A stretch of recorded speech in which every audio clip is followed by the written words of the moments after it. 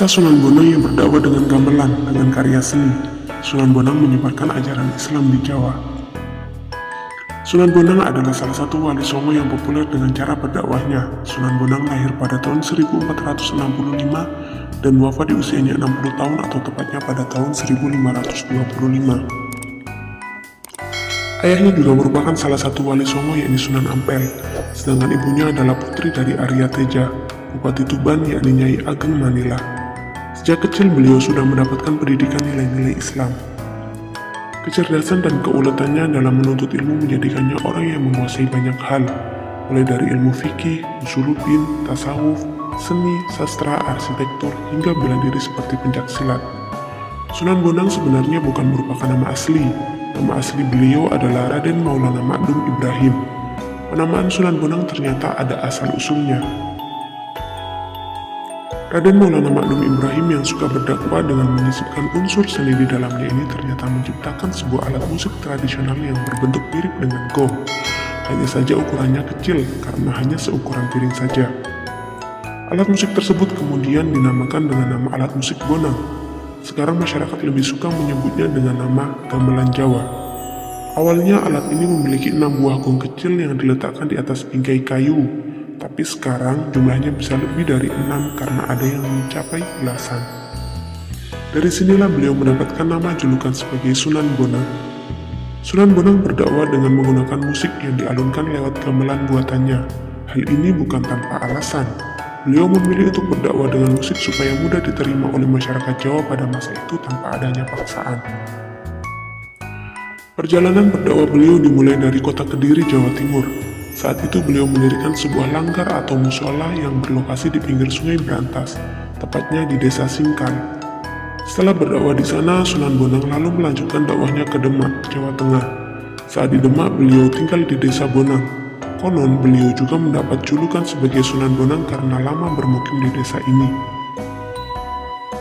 Untuk berdakwah di Pulau Jawa tentunya tidaklah mudah karena pada masa itu masyarakat Jawa punya adat istiadat yang sangat kental dan kebanyakan masih memegang teguh unsur kejawen. Tapi Sunan Bonang tidak mudah menyerah. Beliau melihat kalau masyarakat Jawa sangat tertarik dengan dunia seni, sehingga dari sinilah muncul ide untuk membuat sebuah alat musik yang kemudian dinamakan sebagai alat musik bonang. Saat akan memulai dakwahnya, Sunan Bonang akan memainkan gamelan bonang tersebut sehingga keluar suara merdu dan bisa menarik perhatian banyak orang. Sambil memainkan alat musik, beliau akan menyanyikan tembang atau lagu yang di dalamnya berisi ajaran-ajaran Islam. Dari sinilah masyarakat setempat lambat laun mulai tertarik untuk mempelajari Islam. Selain dengan menggunakan gamelan tersebut, Sunan Bonang juga sering berdakwah dengan menggunakan wayang. Tentu saja di pertunjukan wayangnya tersebut akan disisipkan cerita dan ajaran Islam di dalamnya. Sunan Bonang ternyata masih satu kerabat dengan Nabi Muhammad. Ada silsilah yang menghubungkan dengan Nabi Muhammad SAW. Jadi Sunan Ampel yang merupakan ayah dari Sunan Bonang adalah anak dari Ibrahim As-Samarqandi. Jika ditarik garis keturunannya, maka kita akan menjumpai Husain bin Ali bin Abi Thalib. Ali bin Abi Thalib sendiri merupakan khalifah keempat sekaligus sepupu Nabi Muhammad dan suami dari salah satu putri bungsu Nabi Muhammad, yakni Fatimah Az-Zahra. Saat mendengar lagu berjudul Tombo Ati, pasti yang terbayang oleh kita adalah lagu yang dinyanyikan oleh Opik. Meski dinyanyikan oleh Opik, tapi sebenarnya lagu Tombo Ati diciptakan oleh Sunan Bonang. Tombo Ati adalah salah satu lagu tradisional Jawa yang ditulis sendiri oleh Sunan Bonang. Beliau menciptakan lagu ini adalah untuk berdakwah. Oleh karena itu, di dalam lirik-liriknya terdapat banyak ajaran Islam yang diajarkan, mulai dari ajaran melakukan salat tahajud, membaca Al-Quran. Lirik asli dari lagu Berzikir di Malam Hari yang diciptakan oleh Sunan Bonang adalah sebagai berikut. Lagu Tombo Ati yang dinyanyikan oleh Opik memang sudah dimodifikasi. San mucu Quran dan maknane. Kaping pindu sholat bumi lakonono. Kaping telu kang soleh kumpulono. Kaping papat weteng guru ingkang luwe. Kaping limo dikir huni ingkang suwi. Salah sawijine sapa iso nglakoni, mugi-mugi Gusti Allah nyembadani.